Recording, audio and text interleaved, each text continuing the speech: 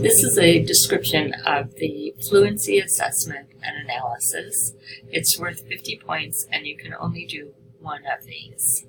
For this assignment, you will need to conduct a fluency assessment on 3 children in your classroom, or if you're not in a classroom, you can conduct the fluency assessment on 3 children that you know or that you are working with in some other capacity.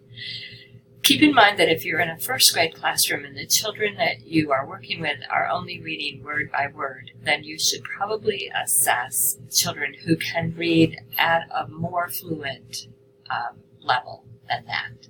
So you may do some of your upper level first graders, or you may ask if you can do some fluency assessments on children who are in a higher grade. So you will use the multidimensional fluency rubric, which is posted on Moodle, and listen to the children read. You do not need to record their reading. And then you'll rate the child's reading, so each individual child you'll rate on the rubric. And then you'll write a paragraph about the child indicating why you marked them at a certain level on the rubric. So instead of just circling one for expression and volume, you may say that the voice was too low, or that the voice went up and down that didn't have any relationship to the content of the reading, or the reading was not expressive at all. So you will write a little bit about each of those 4 things that you're rating the children on and why you gave them the number that they had. So if you end up working with 3 children that have similar ratings in fluency, then you'll plan 3 brief lessons on fluency for them. And they could be a small group lesson for children that have similar issues in fluency. Keep in mind, you don't have to teach these lessons. You just need to plan the lessons.